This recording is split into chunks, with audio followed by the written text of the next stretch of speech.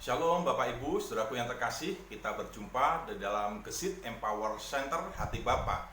Dalam kesempatan ini kita akan membahas sebuah tema, yaitu tentang hati-hati dengan hatimu.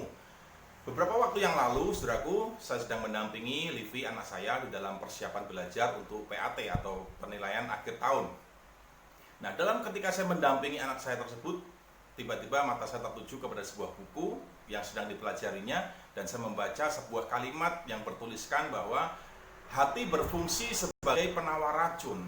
Nah, saya langsung mendapatkan sebuah rema dari tulisan tersebut, Bapak Ibu, bahwa ternyata Tuhan menciptakan organ tubuh kita yang namanya hati itu berfungsi sebagai penawar racun. Nah, demikian juga seharusnya dalam kehidupan rohani kita, saudaraku yang dikasihi Tuhan, bahwa hati kita secara rohani pun harus dapat berfungsi sebagai penawar racun.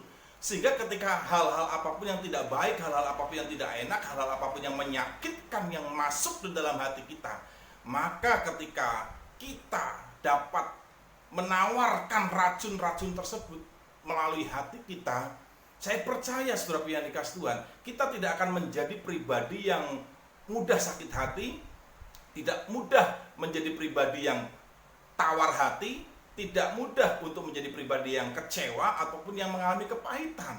Karena setiap hal yang masuk yang tidak enak, yang tidak baik dalam hati kita, kita bisa menawarkan racun tersebut, saudaraku yang dikasihi Tuhan. Nah, berbicara tentang bagaimana kita bisa berhati-hati dengan hati kita, Kitab Ibrani pasal yang ketiga ayat yang ke-10 demikian memberikan petunjuk kepada kita. Dalam versi FAYH, Allah berkata, tetapi aku murka kepada mereka itu, sebab hati mereka selalu sesat, karena tidak diarahkan kepadaku, dan mereka tidak pernah menemukan jalan yang kutentukan bagi mereka. Bagaimana kita harus berhati-hati dengan hati kita? Yaitu bahwa kita harus pastikan hati kita tetap condong kepada Tuhan. Hati kita harus selalu terarah, tertuju kepada Tuhan.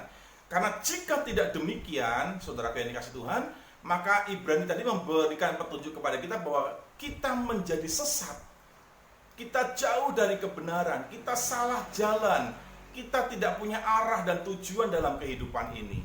Itulah sebabnya banyak orang tidak bisa berubah atau tidak mau bertobat. Mengapa? Karena hatinya tidak sedang tertuju kepada Tuhan. Hatinya tidak condong kepada Tuhan. Hatinya tidak terarah kepada Tuhan. Dan biarlah melalui renungan hati Bapa kali ini, kita diajak untuk berhati-hati dengan hatimu, supaya kita tidak menjadi pribadi yang mudah sakit hati, kecewa, kepahitan, luka batin, ataupun tawar hati. Tuhan Yesus memberkati kita semuanya. Salam hati Bapa. Haleluya.